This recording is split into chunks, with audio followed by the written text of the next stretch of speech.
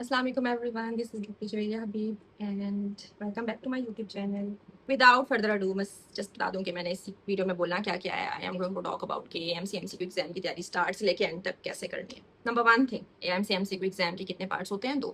AMC MCQ exam and then AMC clinical exam. Clinical AMC MCQ exam you can have a different centers all around the world. मतलब आप कहीं पर भी दे सकते हो. Recently उन्होंने पाकिस्तान में भी सेंटर लास्ट ईयर ओपन किया था, दरमियान में बंद कर दिया था, फिर ओपन हो गया था. So I personally gave that exam in May in Pakistan centre, और सेंटर चलता है सही है, कोई उसमें मसला नहीं है and it saved us a lot of money. और clinical exam only held in Melbourne Australia, but वो AMC एग्जाम पास करने के बाद ही आप दे सकते हो. इसके अलावा नेक्स्ट क्वेश्चन आता होता है कि what is PT exam, OET और IELTS सामने कब देना है. वो आपकी मर्जी है पर्सनल कि आपको कब चाहिए. जॉब के लिए रिक्वायर होता है, वो एग्जाम्स के लिए रिक्वायर नहीं होता, ना AMC MCQ के लिए ना क्लिनिकल के लिए. लेकिन वो मतलब आपको जॉब एप्लीकेशंस के लिए रिक्वायर होता है, या फिर आपने फर्दर आप रजिस्ट्रेशन करनी होती है उसके लिए आपको रिक्वायर होता है. उसका भी स्पेसिफिक स्कोर है जो आपको रिक्वायर होता है. I just post that here. Okay, number 1 question was that and then there was another question के स्टार्ट करने से पहले मैं बता दूं, can we get a job after AMC MCQ exam? Yes, you are eligible for AMC MCQ. अब jobs के लिए आप एलिजिबल हो जाते हो जब आप AMC MCQ एग्जाम पास कर लेते हो. I am eligible for that. A lot of people are eligible for that, but it's very difficult to get that. मतलब बहुत मुश्किल हो जाता है उसको लेना, बट मिल जाती है at the end of the day. Allah करेगा मुझे भी मिल जाएगी, अल्लाह करेगा आप लोगों को भी मिल जाएगी. Next is exam pattern. तो AMC MCQ exam is a 150 question exam and it includes subjects like medicine, surgery, gynae, obs, paediatrics, और क्या होता है इसमें, एथिक्स एंड बायोस्टैट. एथिक्स और बायोस्टैट का बहुत शॉर्ट सा वो है, तो it's not that important, but a lot of other things are very important. और इसकी प्रिपरेशन कैसे करनी है वो I just keep doing. Okay, next is okay time required, how much. मतलब मैं अपना पर्सनली बताऊं तो I book my exam in April 2025 when I was doing my house job and exam centre was open and I was like okay मुझे seat नहीं मिलेगी, मुझे जल्दी जल्दी अप्लाई कर लेना चाहिए. एंड ऑथराइजेशन पीरियड होता है, मतलब आप सीट बुक करते हो उसके बाद आपको 12 महीने के अंदर अंदर आप थाउजेंड्स ऑफ टाइम्स स्केड्यूल कर सकते हो एंड देन आप दे सकते हो. लेकिन ना, मैंने मई तक दे देनी थी क्योंकि साल के अंदर वो खत्म हो जाता है, उसके बाद आप फीस वापस नहीं ले सकते हो. बट क्योंकि मैंने दरमियान में हाउस जॉब की, उसके बाद सेंटर कैंसिल हो गया, मैंने दरमियान में जॉब भी की, तो इसलिए मेरा लॉन्ग प्रोसेस हो गया. But if you are dedicated and you can do it, I personally did it, तो मैं कहूँगी कि 5 to 6 months, एक्चुअली 7 months इज a lot of time for preparation if you are very serious about this, because it's a very long process. और उसके अलावा very tough exam है, but और बहुत महंगा एग्जाम भी है. तो give it yourself 5 to 7 months of time, give it.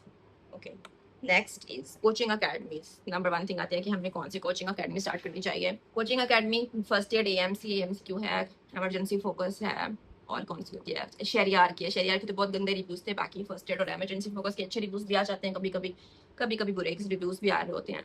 मैंने ली थी, मैंने हर वो गलती की है जो मैं रोकूंगी आप लोगों को, आप लोगों ने नहीं करनी. मैंने एक कोचिंग अकेडमी ली थी first year AMC MCQ and it's a good exam. मतलब मुझे उसकी वजह से अपने स्टडी पार्टनर्स मिले, but I won't recommend it to anyone. मेरे टाइम पे ना गाइडलाइंस इतनी अच्छी नहीं थी. मतलब मैंने काफ़ी सारे सीनियर से पूछने की कोशिश की कि कैसे तैयारी की, तो उनको पता, ऑब्वियसली हर कोई बिजी होता है. So I was like okay मैं कोचिंग अकेडमी लूँगी, मुझे सारी तैयारी हो जाएगी.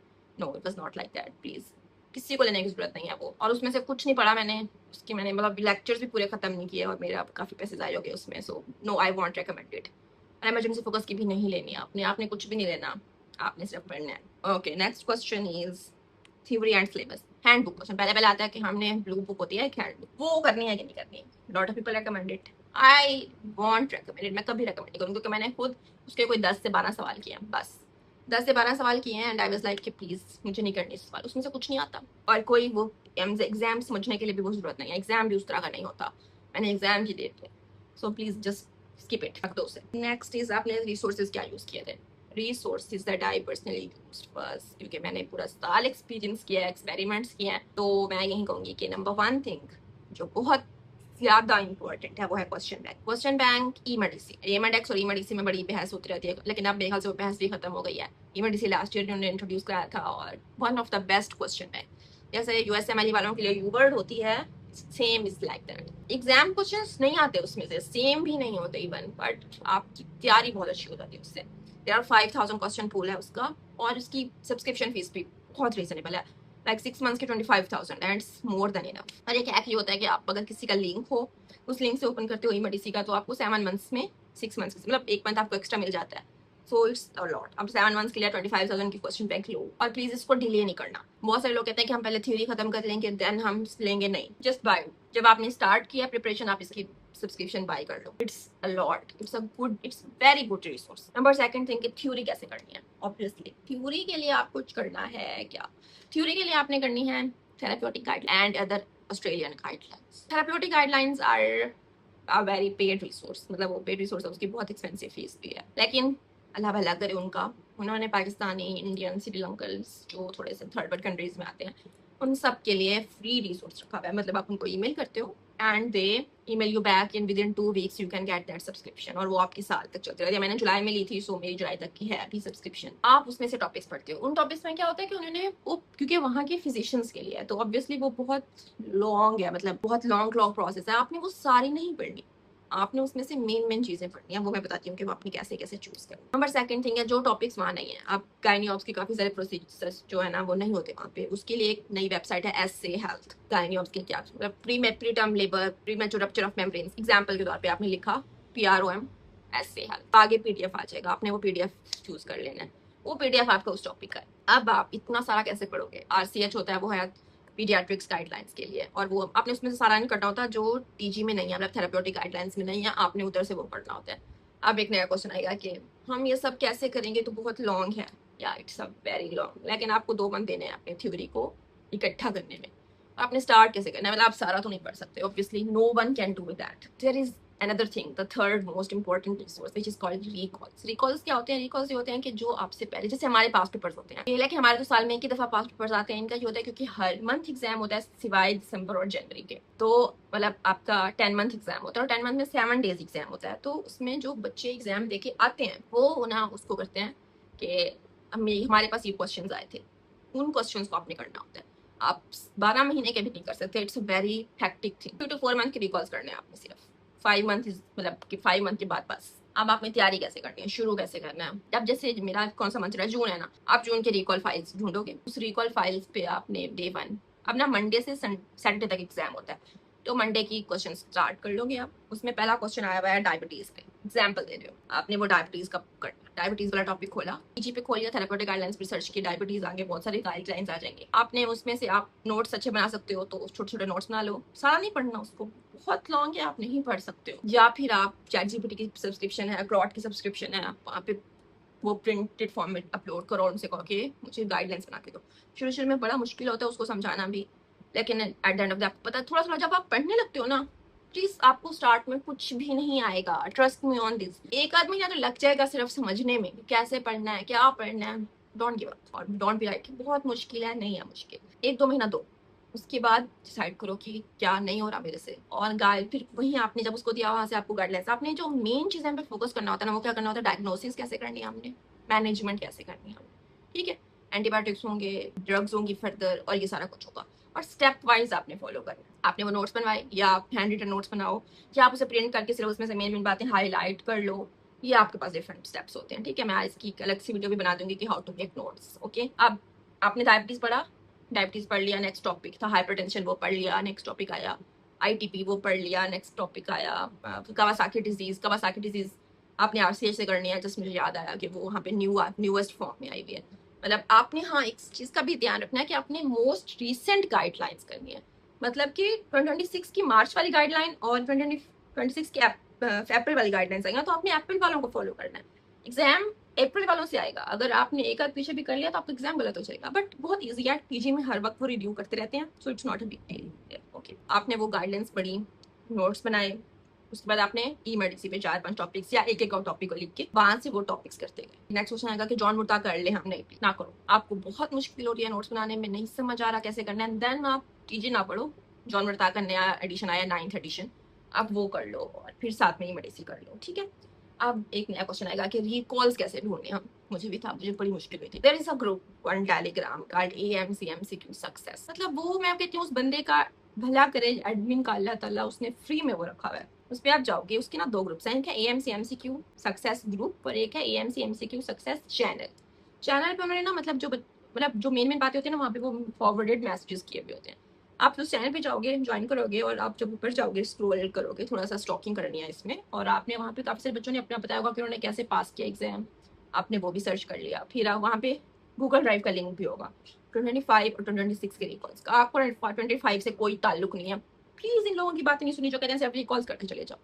मैं ये नहीं कह रही कि आपने उन क्वेश्चंस के आंसर्स रट के जाने हैं, क्योंकि किसी को पता ही नहीं होता। रिकॉल्स वो होते हैं कि मैंने आपको बताया कि मेरा डायबिटीज का क्वेश्चन आया था, उसमें ना 2 मुझे ऑप्शंस याद है, एक था कि आप उसको मेटफॉर्मिन दे दो, एक था सल्फोनाइल दे दो।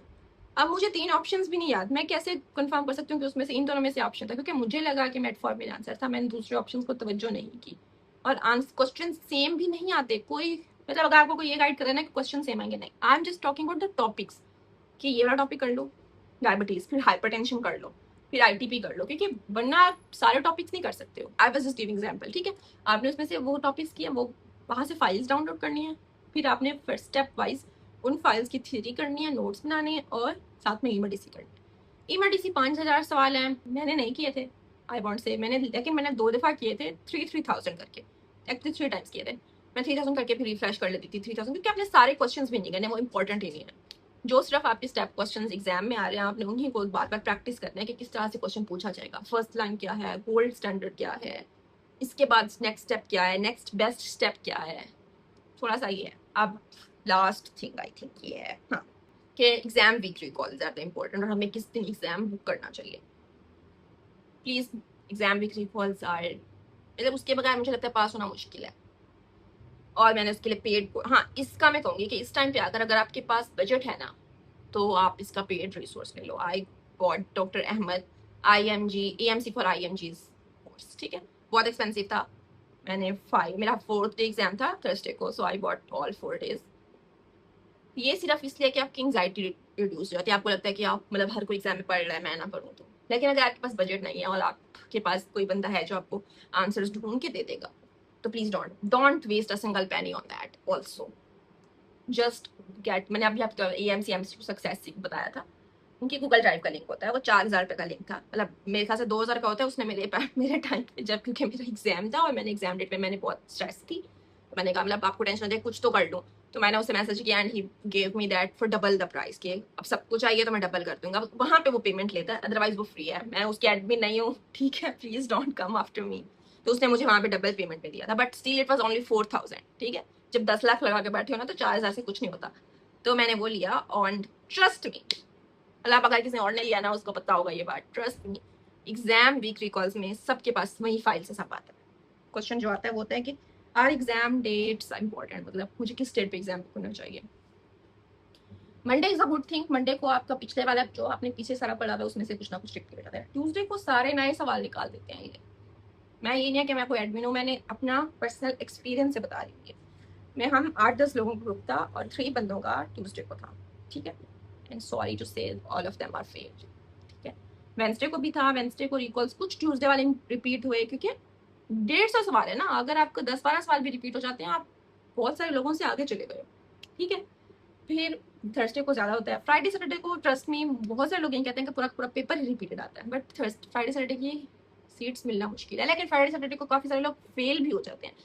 सो पढ़ाई के बगैर भी नहीं होगा, लेकिन रिकॉल्स आर ऑल्सो इम्पोर्टेंट। अब क्योंकि मुझे किसी ने मशवरा दिया था कि मेरा ट्यूसडे को बुक किया हुआ था नवंबर में, and someone like please don't, नहीं होगा आपसे, आप फ्रेश ग्रेजुएट हो इवन, तो प्लीज डोंट। तब मुझे रियलाइज हुआ कि ठीक है यार, और जब मैंने एग्जाम दिया तब मुझे रियलाइज हुआ कि yes it's a lot, it's an important thing जो नहीं बताते काफी सारे लोग। Okay, I think I am done with all the course lines. अगर आपको किसी चीज़ पर डिटेल वीडियो चाहिए प्लीज टेल मी, क्योंकि मेरे पास कंटेंट आइडियाज नहीं है। थैंक यू सो मच, अल्लाह हाफिज़।